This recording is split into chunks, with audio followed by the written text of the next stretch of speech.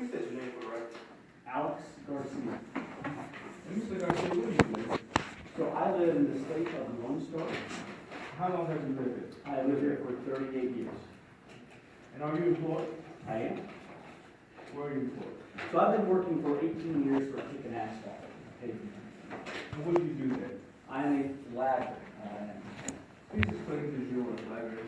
So flagger stands, we have usually a couple different flaggers, one on each end. What we do is we stop traffic. We make sure that, you know, the area's not dangerous and people aren't going to get in accidents or get hurt.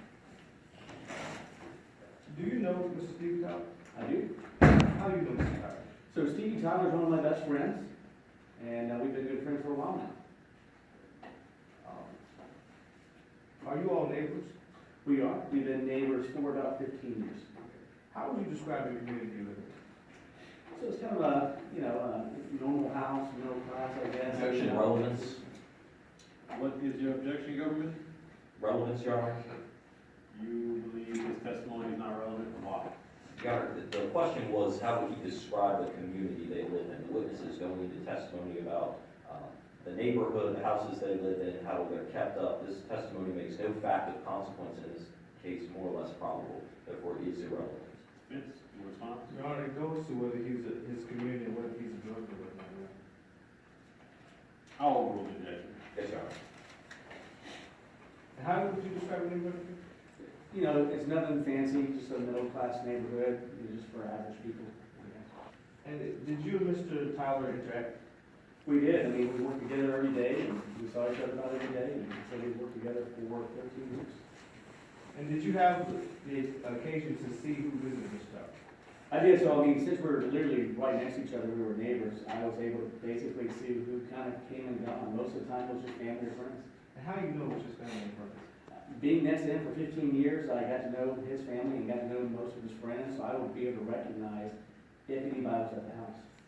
Did there ever come a time when you didn't see anybody or didn't recognize business? No, Did you ever see Mr. Domingo Molina visit Mr. Tyler? I did not, no. And what type of cars did Mr. Tyler own? So he owns an old yellow Toyota pickup truck. Gonna be that. And to your knowledge, did Mr. Tyler take any lavish vacations? Never. You all, how long did you two work together?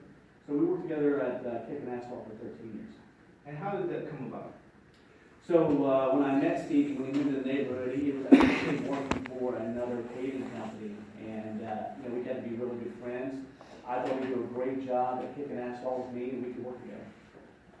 And what did you notice about Mr. Tyler's mental abilities? So most people, you know, I mean, won't be honest with Stevie. He's a little slow, and you know, he's not a brilliant guy. He's not a dumb guy. He's just a little Objection, slow. improper opinion. What is the basis of your objection? Improper opinion, Your Honor. This witness is giving expert testimony as to the basis of the defendant's intelligence. His intelligence level is what the defendant would or would not be able to understand. This witness is simply a lay witness who can testify only based on his rationally based perceptions. And what rule number are you relying upon? Your Honor, this witness is not a qualified person to Rule 702 as having any experience, knowledge, or training that would allow him to draw these expert conclusions. Vince, your Your Honor, response? 701 allows him to testify whether he rationally perceived. That's all he knows. I'll overrule the objection. Yes, Your Honor. So how would you describe his mental abilities again? So he's not a dumb guy. He's just a little slow. Sometimes you just need help figuring things out. Okay. And did you notice anything else about his mental abilities? Yeah, I mean, like, we would work overtime quite a bit, and he would need help calculating his check, calculating his hours. Again, you know, it just takes a couple times to talk to Stevie for him to kind of get things. He just doesn't get it the first time. And did you ever notice a change in his mental abilities? I did. So on February 8th, Stevie and I were involved in an accident. I wasn't driving, Stevie was driving. We had been working overtime for a while that day. There was a little snow, a little ice. We were driving, and this car hit us head on. I actually got kind of the better end. Stevie got hurt pretty bad. How did he get hurt? So I was thrown from the car, but Stevie remained in the car, so I was safe. But Stevie hit his head on the steering wheel pretty hard, sustained some injuries to his head, and a lot of bleeding, a lot of injuries to his brain as well. And what changes in his mental abilities did you notice? Again, Stevie was already a little slow. by his head hitting that steering wheel so hard. It really changed his perception from that even worse. He became more erratic, more emotional. I would even say he's like a child. And did Mr. Tyler return to work after the accident? He did not know. Directing your attention to March 26, 2015. Did you come in contact with Mr. Tyler? I did, so I was just sitting on my porch, and we usually hang out. So as usual, Stevie just rolled by, came and picked me up, and first time to hang out with her. Did he tell you anything else? He did. He just said some friend had called him, some guy, just deliver a cooler, make a quick errand. And you wasn't present for that conversation, where? I was not, no. So just Stevie said he had to go do something real quick. And you don't know who that friend is? No, I never seen him. And so after the conversation, what happened? So I got in the car, and we were in Little Star for a while, so we went to this apartment complex and went to go pick up this cooler just so Steve could drop it off. And what color was the cooler? It was red and white.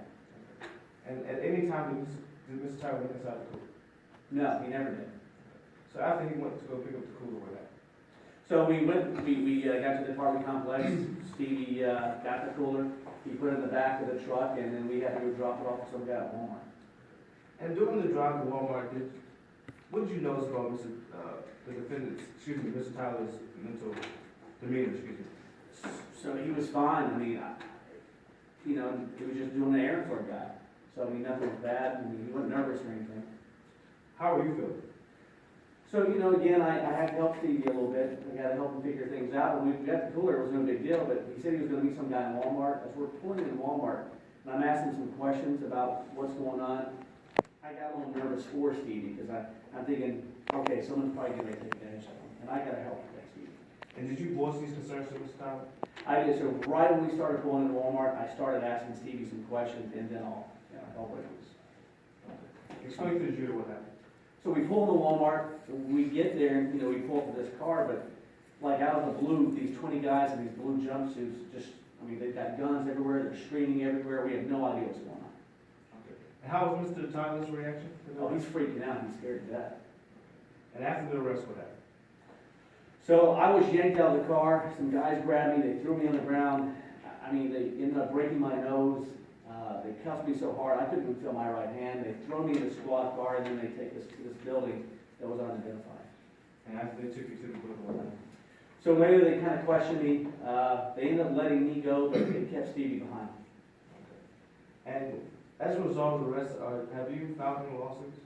I have not filed a lawsuit, but I did, because I was beat up pretty bad. I ended up finding out that it was the DEA, and because it was a government agency, they had what's called excessive force on me.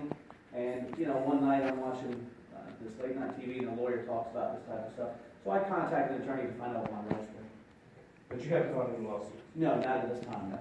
And would the fact that you and Mr. Tyler are friends affect your truthfulness to the jury today?